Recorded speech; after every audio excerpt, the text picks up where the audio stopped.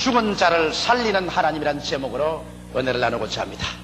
인간은 태어날 때부터 그 생명을 말살해버리려는 죽음과의 투쟁을 피할 수가 없습니다. 70에서 80여 년을 살아가면서 일시도 죽음의 그림자를 완전히 벗어난 적이 없고 천국에 가시는 죽음의 포로가 되어버리고 맙니다. 삶과 죽음의 경주에는 아무리 걸음이 빠른 사람이라도 결국에는 죽음에 지고 마는 것입니다. 그렇기 때문에 킬케고리 말한 것처럼 인간은 예외 없이 죽음에 이르는 병에 든 존재라고 말했습니다. 그런데 이 죽음을 격파한 분이 있습니다.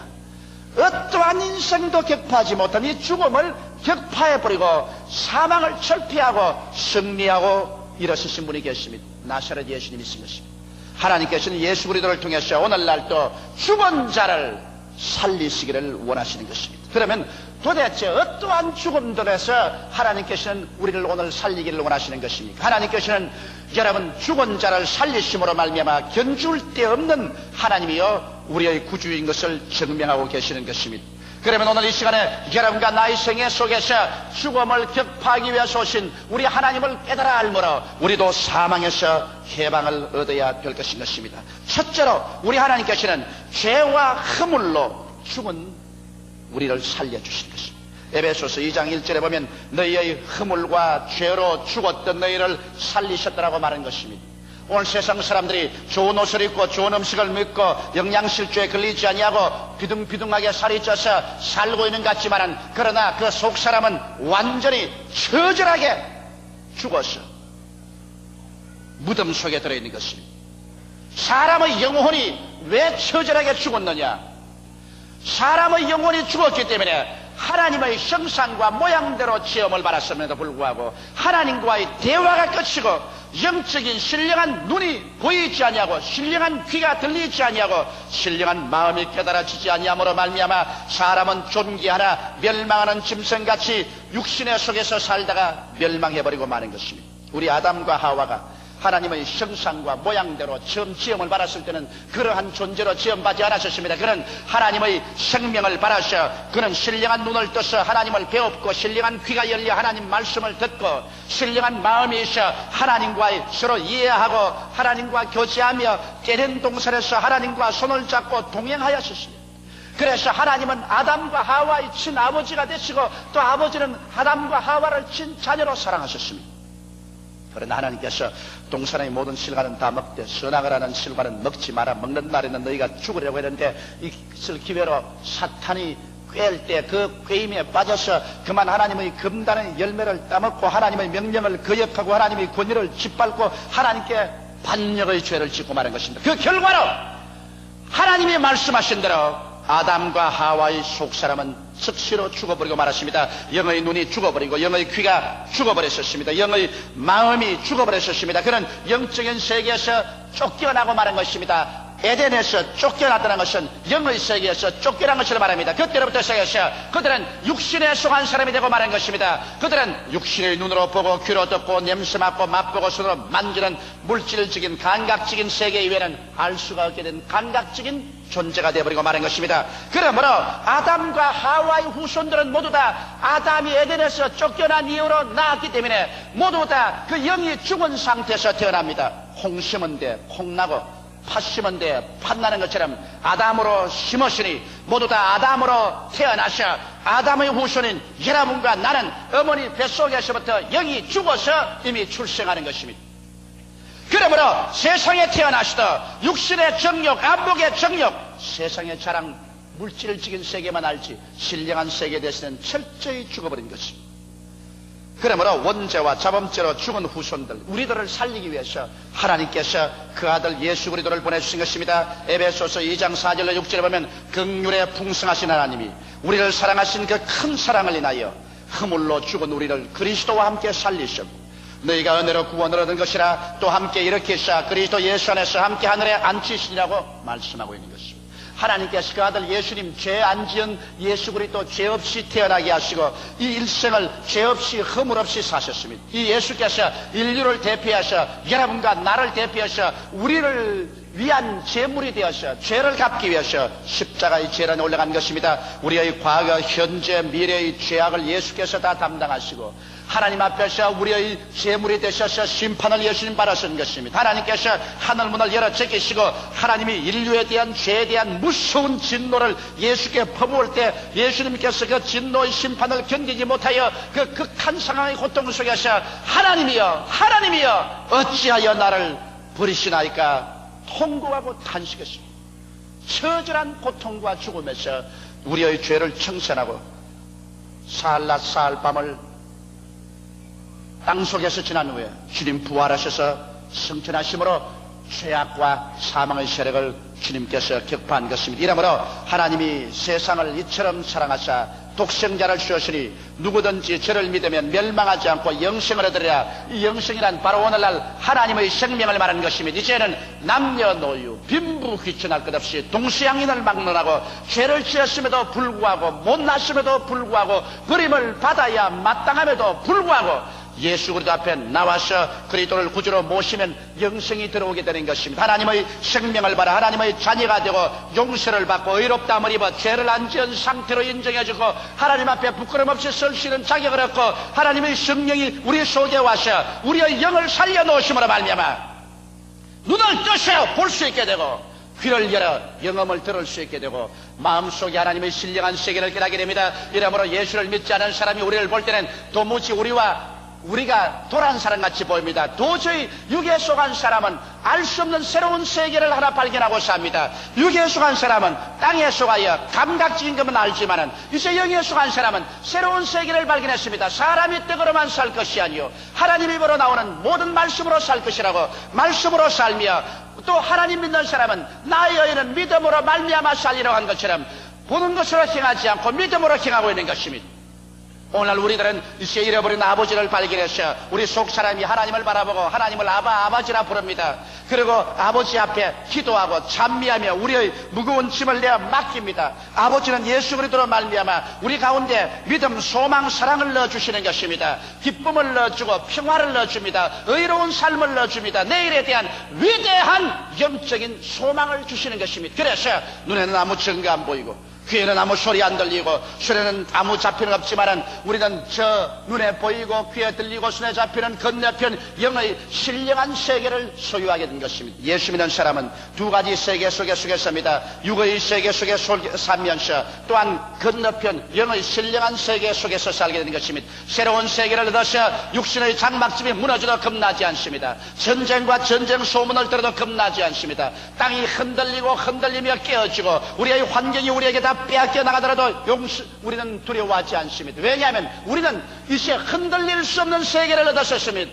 빼앗길 수 없는 세계를 얻었습니다. 사라지지 않은 미래를 갖고 있는 것입니다. 우리는 눈물과 건심과 탄식과 죽음과 이별하는 것이나 고관한 것이 없는 위대하고 영원한 세계의 시민이 되었기 때문에 행인과 나그네와 같이 잠시 세상을 지나가면서 여러 가지 우여곡절을 당하지만은 두려워하지 아니하는 것입니다. 이것이 바로 하나님께서 여러분과 나에게 위대한 생명을 주신 연유인 것입니다. 하나님은 죄와 허물로 죽은 우리를 예수 안에서 한 사람 한 사람 살려주셨습니다. 오늘 예수 믿고 구원받았다는 이 특권은 여러분 세상에 어떠한 지위나 명예나 권세나 국이나 영화로서 견줄 데가 없는 것입니다. 이러한 것은 잠시 있다 다 썩어지고 사라질 것밖에 없습니다. 모든 인생은 풀과 같고 그 영화는 풀의 꽃과 같다. 풀은 시들고 꽃은 떨어지고 마는 것입니다. 그러나 예수 안에서 얻은 이 영의 신령한 생명은 여러분과 나를 하여금 영원히 살고 영원한 영광 속에 들어가도록 해주는 것이므로 오늘 예수를 믿는 사람은 이로 말미암아 기뻐하고 감사하는 자 되시기를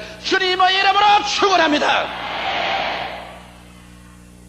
둘째로 하나님께서 우리를 죽은 자 가운데서 살리신 것이 있습니다. 우리가 예수 믿고 하나님 품에 안겼음에도 불구하고 우리 인간은 인본주의적 아집을 가지고 하도 오래 살았기 때문에 이 인간 아집을 죽이지 아니하면 안 됩니다. 여러분 육신의 사람이 죽어야 하나님이 신령한 사람으로 부활시키는 것입니다. 이렇기 때문에 예수 믿고 난 다음에 하나님께서 일면으로 성령을 보내셔서 축복을 주면서 타면으로 하나님께서 시험을 당하게 하시고 환난을 당하게 하시고 고통을 당하게 하시며 막다른 골목으로 밀어넣고 불을 통하고 물을 통하게 하셔 여러분을 깨뜨리는 것을 여러분 체험했을 것입니다. 예수를 믿고 났는데 왜 이렇게 불같은 시험이 다가오냐고 탄식한 사람 되실 것입니다. 이것은 여러분과 내가 아집이 죽어야 되는 것입니다. 깨어지고 죽지 않는 사람을 하나님이 순종과 믿음의 신령한 사람으로 살려주실 수가 없는 것입니다. 그렇기 때문에 예수 믿으면서도 아집이 깨어지지 아니하고 조그만 시험과 환난이 다가와도 반발하고 고함증하는 사람은 신령한 삶으로 크게 부활하지 못하기 때문에 하나님께서 많은 분량의 믿음을 줄 수 없고 하나님의 큰 은혜를 받을 수가 없는 것입니다. 우리가 성경에 보면 우리의 믿음의 조상 아브라함도 제일 처음에 부름을 받았을 때 그는 아집이 죽지 않는 하나님의 사람이었습니다. 그렇기 때문에 하나님께서는 아브라함을 깨뜨리고 죽였었습니다. 아브라함에 나타나셔서 너희 전토 친척 아비집을 떠나 내가 네게 지시할 땅으로 가라고 했는데 이 하나님의 말씀을 전적으로 믿고 순수하게 순종한 아브라함입니다. 그는 아집이 있어 자기 생각대로 하나님 말씀을 해석하고 하나님은 자기를 도와주는 분으로 생각했지 하나님께 깨어져서 순종하지 않았습니다. 그는 전토를 떠나지 않으셨습니다. 그는 전투에서 모든 살림을 다 끌어모으고 종들을 다 끌어모았습니다. 친척 아비집을 떠나라고 했는데 친척과 아비집인 조카 롯을 데리고서 그래서 보무도 당당하게 가나안 땅을 했었습니다. 그는 하나님께 순종하는 것 같지만 실상은 하나님께 순종한 것이 아니라 자기 아집대로 행한 것입니다. 그래서 하나님께서는 아브라함을 깨뜨리기로 작정하시기 때문에 가나안 땅에 오자마자 그가 당면한 것은 막다른 골목이었습니다. 하나님께서 저주하시며 기근이 다가오고 한발이 다가와서 산천 초목이 다 불타고 물 한 방울 없고 모든 짐승들은 다 굶어 죽고 모든 종들은 다 도망치고 먹을 것과 있을 곳이 없어 처절한 절망에 처했습니다. 그러자 그의 사례는 몸이 허약해지고 조카는 밥 달라고 울고 절망에 처했습니다. 그럴 때 거기에서 깨어졌으면 좋은데 아집이 살한 사람은 어려운 문제를 당하면 깨어지지 않고 끝까지 자기 수단과 방법을 사용해 봅니다. 아브라함은 그러므로 하나님이 가라고도 안 했는데 그는 애굽으로 살려 내려가기로 작정했습니다. 인간의 수단과 방법을 동원하는 것입니다. 그래서 내려가면서도 말이 자기 아내 보고 당신은 이쁜 여자라 사람들이 당신을 취하고 나를 죽일 테니까 이제부터 나의 아내라고 하지 말고 나의 동생이라고 하라. 그래서 애굽에 내려가자 사라의 미모가 온 사람에게 알려지자 사람들마다 그것을 말했습니다. 그러나 아브라함 보고 오빠라고 하니까 그 소문이 곧 바로에게 들어가서 바로는 아브라함에게 신청하여 아브라함의 아내가 바로의 아내로 시집을 가게 된 것입니다. 자기 아내조차 시집을 보내고 난 다음에 그 다음에 혈혈단신 남아가지고서 애굽에서 사는 생활이란 참담하고도 처절한 낭패였습니다. 가나안에서 당한 낭패, 애굽에서 당한 수치와 모욕, 이러한 것이 아브라함을 하여금 자기 자신의 수단과 방법이 깨어지게 했던 것입니다. 자기의 수단도 방법도 인간의 자랑도 다 깨어지고 그지에서 아브라함은 회개하고 흥하든지 망하든지 성하든지 쇠하든지 살든지 죽든지 주의 뜻대로만 하시옵소서. 아브라함의 그 아집이 애굽에서 완전히 죽어 장성이 되자마자 하나님께서는 신령한 아브라함, 하나님께 순종하고 믿는 아브라함으로 살려 일으킨 것입니다. 그러자 하나님께서 그 신령한 아브라함을 통해서 역사하셔서 다시 자기 아내를 찾고 가나안 땅에 들어와서 그래서 하나님 가나안을 축복으로 주었습니다. 아브라함이 얼마나 깨어졌던지 나중에 100세 낳은 아들 눈 속에 넣어도 아프지 않을 그 아들을 하나님께서 잡아다가 모리아산에서 번제로 제물을 드리라고 할 때 그는 추호도 인간의 수단과 방법을 쓰지 않고 추호도 질문도 하지 않냐고 그대로 믿음과 순종으로 그 아들 데리고 사흘 길을 걸어가서 모리아산에 올라가 제단 쌓아놓고 그 아들을 묶어서 칼로 잡아 죽이려고 하는 것이면 천사가 간이 안 했었으면 이삭은 죽었을 것입니다. 아브라함은 완전히 자아가 깨어지고 그리고 그 안에서 믿음과 순종의 사람으로 하나님이 살려내신 것입니다. 이와 같이 자아를 깨뜨리고 살려내는 데는 상당한 세월이 걸립니다. 아브라함에게는 25년이 걸렸고 야곱은 무려 20년이 걸려도 안 깨어졌기 때문에 야뽕 나루토에서 형이 400인의 군대를 가지고서 죽이려고 뒤에는 외아저씨가 죽이려고 기다리고 그는 샌드위치가 되어서 올 때 갈 데 없는 그 처지에서 환도뼈가 으러져서 달아나지도 못하자 자기의 수단과 방법이 다 깨어지고 그는 하나님께 항복하고 이스라엘이 되고 하나님께서 그를 축복해 주신 것입니다. 요셉같이 신령하고 훌륭한 아들이라도 그가 깨어지는 데는 13년 긴 세월을 종살이와 감옥살이에서 바싹 깨어지고 신령한 사람으로 하나님이 살려 부활한 것이요 모세같이 위대한 지도자도 그가 자가 죽는데 무려 40년이 걸려서 미디안 광야에 눈물을 흘리고 탄식하고 통곡하며 머리가 백발이 되고 난 다음에야 자아가 깨어지고 자아가 죽을 때 하나님은 신령한 모세로 부활시켜 주신 것입니다. 이렇기 때문에 여러분, 하나님께서는 여러분과 나를 죽이는데 상당한 오래 세월이 걸립니다. 그러므로 우리를 죽은 자를 살리는 하나님께서는 믿는 여러분과 나는 자아가 죽고 나야 여러분과 나를 신령한 사람으로 살려낼 수가 있는 것입니다. 이렇기 때문에 여러분과 나의 생활 가운데 불같은 시험이 다가오게 될 때 이것은 자아를 죽이기 위한 것입니다. 성경에 보면 바울 선생은 굉장히 고집이 센 사람이었습니다. 그런 자아가 너무 강해서 하나님의 성령께서 인도하기조차 힘들 사람이었습니다. 그렇기 때문에 바울의 성에는 험난했습니다.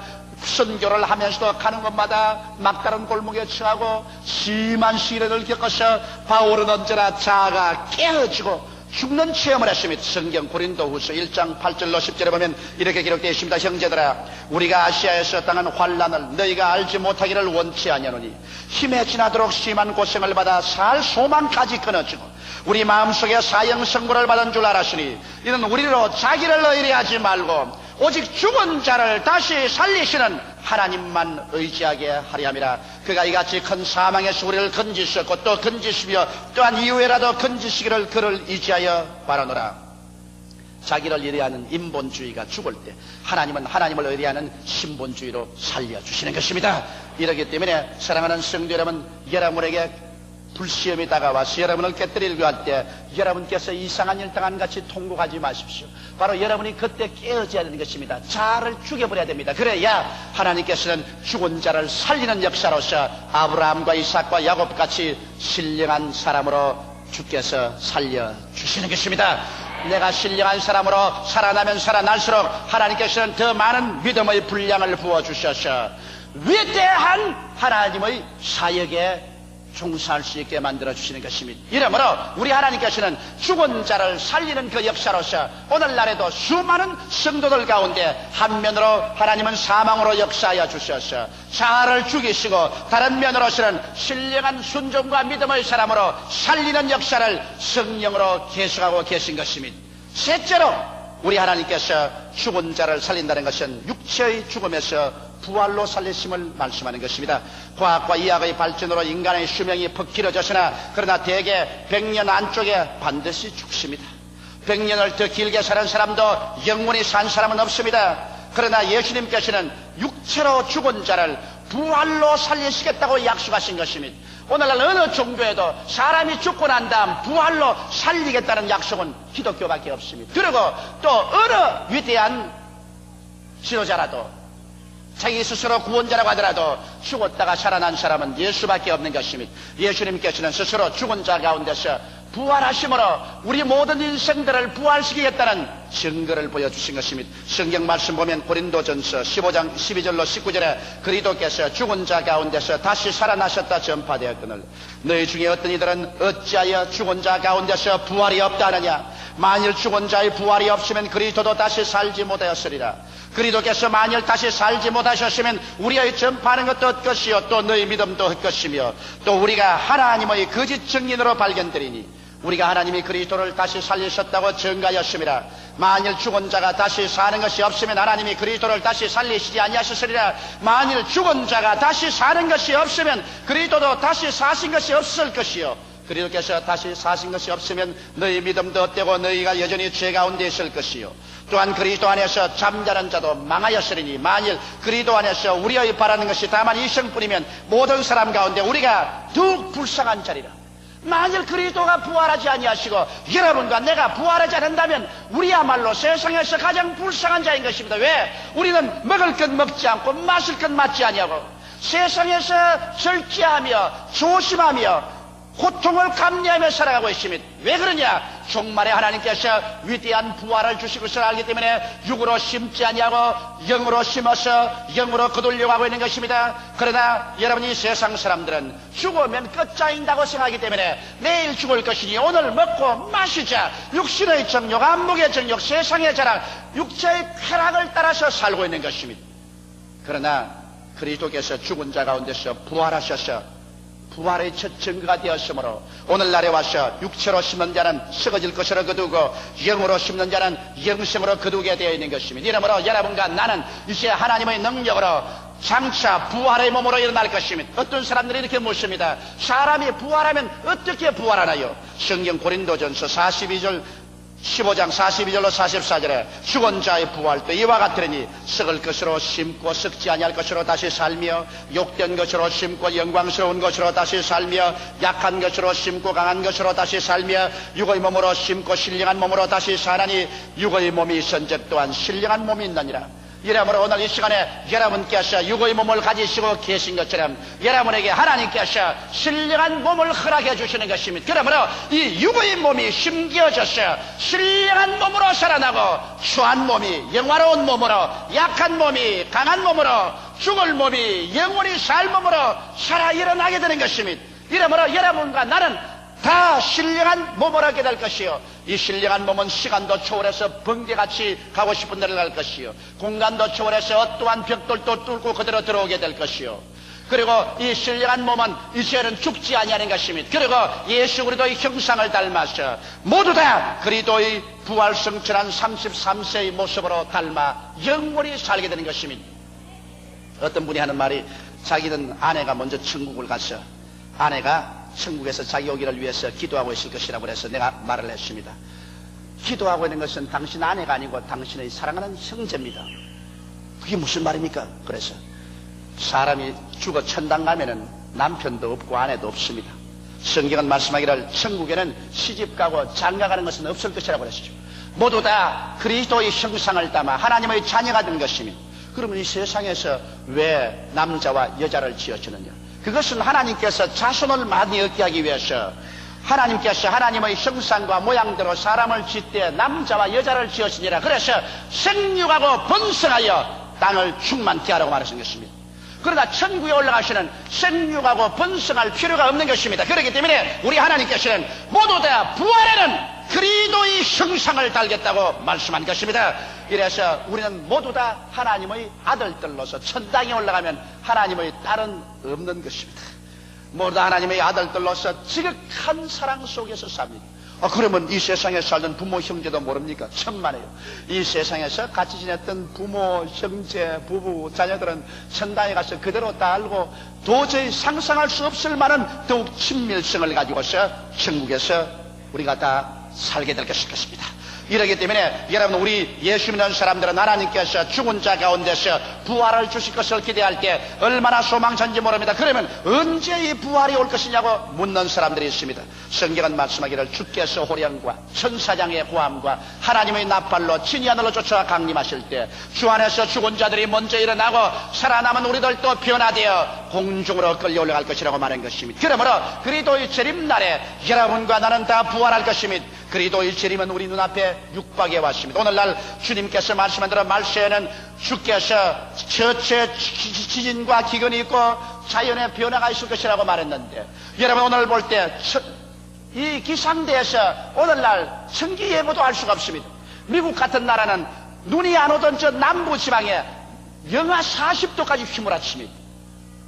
이거 전에 없던 기상변화입니다. 유럽은 이 추운 겨울에 더워서 수영을 하고 있고, 내가 최근에 이야기를 들으니까 일본 오사카에도 눈이 왔는데 많은 사람이 눈에 넘어져서 병원에 입원하라고 구급차가 바쁘다고. 왜냐하면 여기까지 눈이 온 적이 없으니까 눈으로 걷는 연습이 안 돼가지고서 눈이 오니까 처음 눈으로 걸으니까 모조리 미끄러지는 거라. 이와 같이 기상이변이 너무 많이 생겨가지고서 홍수가 지든지 그렇지만 한발이 오든지 이런 기상변화를 통해서 이 땅이 고통을 당하고 몸부림을 치고 있습니다. 하나님께서 이 세상을 이제 마지막 마치게 하실 것이라는 예고를 보여주고 있는 것입니다. 나라가 나라를 대지가 일어나고 민족이 민족을 대지가 일어납니다. 미국과 소련은 초강대국으로서 서로서로를 견제하기 위해서 핵폭탄을 끊임없이 만듭니다. SS-20이니 뭐 SS-21이니 크루스 미사일이니 뭐 온갖 무서운 무기들이 계속해서 산적돼 가고 있는 것입니다. 이렇게 서로 불신하고 서로 두려워하고 서로 미워하는 세계, 어떠한 미추병이가 단추 하나만 노린다면 이 지구는 수십 번이고 폭발하고 멸망해버리고 말 것인 것입니다. 그러므로 여러분, 이 역사는 이대로 내버려 놓아도 멸망하고 말 것인데, 하나님은 이 모든 것을 심판의 날을 위해서 예비하고 있는 것입니다. 그러나 이 어물하고 처참한 이러한 환경 가운데도 기쁜 소식이 있습니다. 왜냐하면 하나님께서 말세 남종과 여종 모든 육체에게 성령을 비와 같이 부어주겠다고 약속하신 것입니다. 왜냐하면 신랑이 오기 전에 신부가 단장을 해야죠.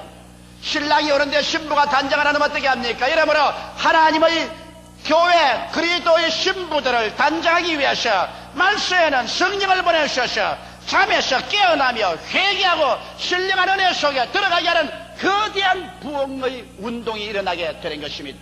이러므로 오늘날 세속화 운동이 온 세계를 꽉 들어 참가 동시에 성령 운동도 일어나서 1900년부터 성령이 비와 같이 부어짐으로 가톨릭이나 신교나 할 것 없이 주를 찾는 사람들마다 성령으로 충만하게 역사하고 있는 것입니다. 이러므로 우리는 최후의 부흥의 시기에 도달한 것입니다. 오늘 이 한 세대 동안에 하나님께서는 온 세계에 걸쳐서 전에 보지 못한 가장 위대한 성령의 부흥이 일어나게 할 것입니다. 그리고 이번에는 교회를 중심으로 부흥이 나서 교회마다 사람들이 입주의 여지가 없이 꽉 들어찰 것입니다. 왜? 교회가 그리스도의 몸된 것이요 바로 그리스도의 신부이기 때문에 하나님께서는 교회를 부흥시키고 교회를 단장시켜서, 그래서 주님께서 일시에 보좌에서 일어나서 이제 세상이 종말이 났다고 외치게 되실 것입니다. 그날에는 두 사람이 맷돌을 가다가 한 사람은 들려 올라가고 한 사람은 남을 것이요, 두 사람이 밭을 갈다가 한 사람은 올라가고 한 사람 남을 것이요, 두 사람이 잠을 자다가 한 사람은 들려 올라가고 한 사람 남을 것입니다. 이것은 왜냐? 지구가 둥글다는 것을 의미합니다. 영국에서 맷돌 갈면, 유대나라에서는 아침밥 지어 먹을 때 맷돌 갈아서 지어 먹습니다. 영국에서 아침에 맷돌 갈면, 미국에서는 잠을 자면, 한국에서는 대낮에 밭에 가서 일을 합니다. 그러므로 벌써 예수님 당시에 지구가 둥글다는 것을 말하고 있는 것입니다. 전 세계에서 일시에 주의 부르심을 받아서 우리는 부활해서 올라갈 것입니다. 세상아 잘 있거라 나는 가노라. 7년 환난 일기 전에 나는 가노라. 세상의 시달림도 이제 끝나고 할렐루야 이 하루를 기다렸도다. 그래서 우리는 눈물과 근심과 탄식을 뒤에 제껴놓고 우리는 새하늘을 갑니다. 여러분, 이 세상은 너무 병들고 너무 낡고 너무 깨어지고 너무 처참하게 되기 때문에 어떠한 사람이 와도 이 세상을 수선할 수 없습니다. 어떠한 정치가나 군사 전문가나 사업가가 와도 이 남마와 같이 된 이 세상을 다시 수선할 수 없습니다. 이 세상은 불타기 위해서 예배되어 있는 것입니다. 성경은 말하기를 하늘이 큰 소리로 떠나가고 땅이 열렬한 불에 녹아지려니와 우리는 의의 거하는 새하늘과 새 땅을 보는 듯하라고 말하고 있는 것입니다. 그곳은 눈물이 없습니다. 근심이 없습니다. 탄식이 없습니다. 죽음이 없습니다. 이별하는 것이 없습니다. 고하는 것이 없습니다. 여러분과 내가 그리스도와 함께 영원 무궁토록 살게 될 것입니다. 이러므로 우리는 행인과 나그네와 같이 이 땅을 지나갑니다. 여러 가지 우여곡절을 겪으면서 풍파와 시련을 겪으면서 가지만 두려워하지 않습니다. 왜냐하면 우리는 이 땅에 영원히 거할 처소가 없고 우리의 영원한 도성이 하늘에 있기 때문인 것입니다. 이 땅에 사는 동안 열심히 주를 섬기고 있는 힘을 다하여 그리스도의 복음을 전거하다가 주님 오라 하시는 그날에 그리스도 앞에 가서 우리는 영원히 또 영원히 매일같이 새로워지는 즐거움 속에서 주와 함께 살게 될 것입니다. 이것이 바로 우리 하나님께서 여러분과 나에게 주는 생명인 것입니다. 죽은 자를 살리신 우리 하나님께서 오늘 이 시간에도 예수 그리스도를 통해서 여러분의 심령을 살리고 여러분을 신령한 사람으로 살리고 여러분의 육체를 부활로서 영원히 살리기 위해서 이 시간에 두 손을 내밀고 여러분을 초청하고 있습니다. 수고하고 무거운 짐진 자여 다 내게로 오라. 내가 너희를 편히 쉬게 하리라고 말씀하고 있는 것입니다. 우리 주체하지 말고 이 예수 그리스도에게 뛰어나가서 우리의 현재와 미래와 영원한 삶을 내어 맡기는 여러분이 되시기를 주의 이름으로 축원합니다. 다 같이 고 계시게 기도드리겠습니다. 사랑이 많으시고 거룩하신 아버지, 우리에게 이렇게 소망찬 하나님을 주신 것을 감사합니다. 우리는 다 죄짓고 불의하고 추악한 늑마 같은 인생들인데 어찌하다가 웬 말로 하나님의 부르심을 받았는지 말로 형용할 수가 없습니다. 하나님은 죽은 자를 살리신다고 했는데 이미 예수 그리스도로 말미암아 우리 속사람 살려주셨고 예수로 말미암아 우리의 신령한 사람을 살려주셨고 이제 장차 육체의 부활을 우리는 기다리고 있사옵나이다. 하나님 아버지, 우리는 날이 갈수록 소망차고 세월이 갈수록 기쁨이 넘칩니다. 우리 아버지 하나님 이 시간 우리에게 절망은 없고 매일매일 더 밝고 맑고 환한 소망이 기다리고 있사오니 감사합니다. 아버지 산부 예배 출석한 후 이 성도들 이미 믿는 자들은 더 부활의 생명에 참여하게 도와주시옵시고 믿지 않는 자는 오늘 이 시간에 날내게 주 안에 들어오게 도와주시옵소서. 예수님 이름 받들어 기도하옵나이다. 아멘.